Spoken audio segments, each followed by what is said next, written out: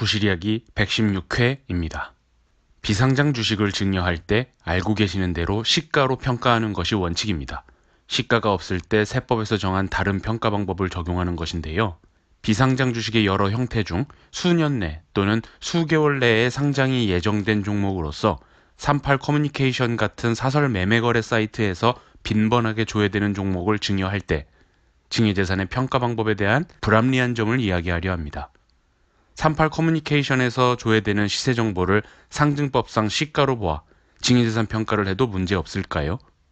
실무적으로 이런 종목의 증여에 대해서 사설 매매거래 사이트의 시세 정보를 근거로 삼아 증여세 신고하는 경우도 있기는 합니다만 이를 시가로 보기에는 세법상 리스크가 존재합니다. 이런 사이트들의 시세 정보에는 다음과 같은 주의사항이 적혀 있습니다.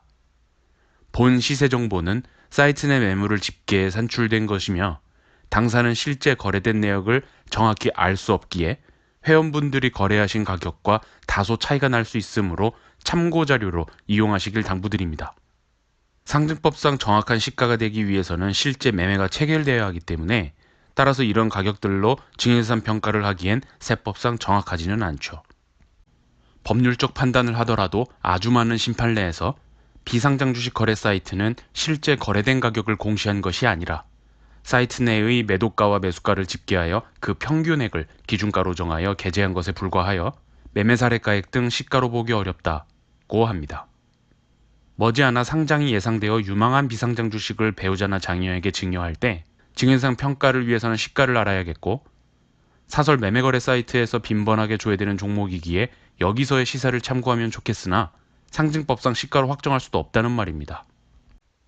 여기서 실무적으로 납세자에게 대단히 불합리한 점이 있습니다.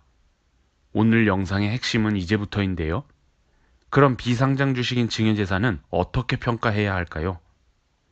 현실적으로 납세자가 이 종목의 시가를 확인하는 방법은 두 가지 정도입니다. 1. 38 커뮤니케이션 같은 사설 매매거래 사이트에서의 시세 정보를 근거로 하는 방법. 2. 금융감독원의 전자공시 시스템 다트에서 해당 종목이 거래된 사실이 있는지 일일이 추적해서 공시 내용을 근거로 하는 방법.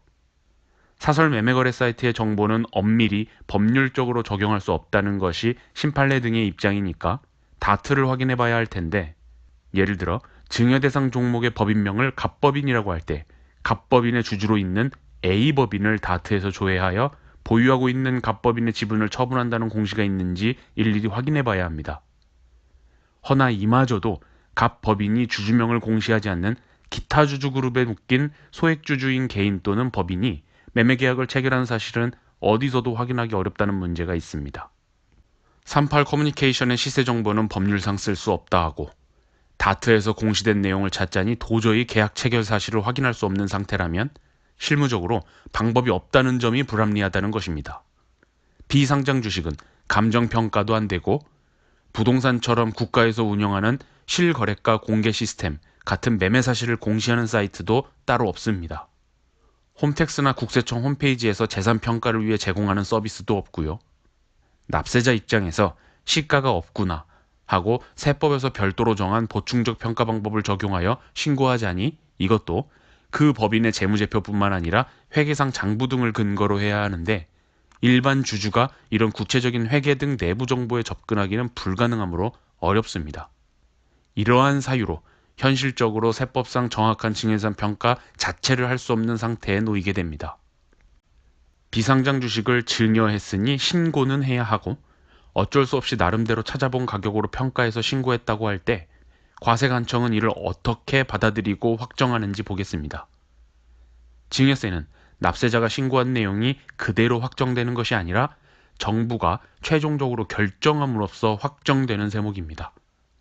풀어서 설명하면 비상장 주식 만주를 배우자에게 증여하고 주당 평가액 5만 원으로 해서 총 증여재산가액을 5억으로 신고했다면 신고한 내용으로 최종 확정되는 것이 아니라 과세관청이 보기에 주당 5만 원이 불합리한 가격으로 판단되고 검토 결과 주당 9만 원이므로 증여재산가액은 5억이 아니라 9억이라고 국가가 결정해서 확정할 수 있다는 설명이에요. 상속세나 증여세가 국가 결정 세목이라는 그 자체에 대한 문제 제기가 아니라 오늘의 사례와 접목하면 일부 다음과 같은 억울한 납세자가 생길 수 있다는 점입니다. 2022년 1월 20일 증여하고 납세자 입장에서는 평가가 어려워 인터넷 등을 확인하고 여러 자문도 거쳐서 시가를 주당 5만 원으로 신고한 사례가 있다면 국세청 입장에서 이렇게 신고된 주당 5만 원이 적정한 시가인지 검증하는 방법은 간단합니다. 국세청에서는 동일한 종목을 증여재산 평가기간 내에 다른 불특정 납세자들로부터 양도소득세 신고된 내역이 있는지 봐서 납세자보다 절대적으로 쉽게 시가를 찾을 수 있습니다. 양도가 이루어졌으니까 양도소득세 신고를 했을 것이므로 이는 상증법상 매매사례가액으로서 시가에 해당하게 되죠. 앞선 사례로 증여세 신고 내용을 검토하던 국세청은 증여일 약 한 달 전인 2021년 12월쯤 동일 종목이 특수관계 없는 제3자 간 주당 9만 원에 거래된 사실을 확인하고 신고된 5만 원을 부인하고 이를 시가로 결정해서 증여세 추징을 하게 됩니다. 납세자는 대단히 억울합니다. 탈세하려던 것도 아니었는데 본인은 절대 알 수도 없었던 주당 9만 원짜리 거래가 있다는 사실로 세금이 추징되기 때문인데요. 납세자는 알 수 없던 정보인 반면 국세청은 손쉽게 확인할 수 있는 가격입니다. 이게 왜 큰 문제냐면 이 납세자는 만약 주당 9만 원으로 평가되는 줄 알았다면 증여세가 나올 테니 증여 자체를 하지 않았거나 증여재산 공제 6억 원 범위 내에서 증여 주식 수량을 조절하여 증여를 했을 것인 등 납세자들의 의사결정에 중대한 영향을 미치는 것으로서 예측 가능성이 완전히 훼손됐기 때문입니다. 상증법상 시가가 되기 위한 조건 중 추가로 지엽적이지만 중요하게 확인할 내용은 찾아본 매매사례가액이 만약 해당 종목 총액면가액의 1%와 3억 원 중 적은 금액 미만의 거래였다면 시가로 적용할 수 없습니다. 또한 그 매매사례가액의 매도자와 매수자가 특수관계인이라면 이 역시 시가로 보기 어려운 부분이 있습니다. 나아가 아주 만약 납세자가 국세청이 결정한 주당 9만 원의 거래 사실을 알 수 있었더라도 해당 거래의 매매 당사자 관계, 그리고 몇 주가 총 얼마에 양도한 것인지, 매매 당사자들이 산정한 주당 9만 원의 근거는 또 무엇인지 등 구체적 정보를 확인해서 시가로 확정하여 증여세 신고를 하기에는 더더욱 어려웠을 것이라는 거예요. 이처럼 사례로 든 비상장 주식의 증여 같은 경우 증여는 하고 싶은데 어떻게 평가해서 세금 추징 없이 신고할 수 있는지 그 방법이 명쾌하게 없다는 현실적인 문제가 있습니다. 납세자가 시가를 확인해 볼 방법은 대략 사설 매매 사이트의 시세 정보 확인과 다트에서 확인하는 것뿐인데 사설 매매 사이트의 시세 정보는 쉽게 구할 수 있으나 법률상 정확하진 않고 다트 공시 내용도 확인이 어렵다면 납세자는 정확한 증여세 신고를 위해 취할 수 있는 방법이 없습니다.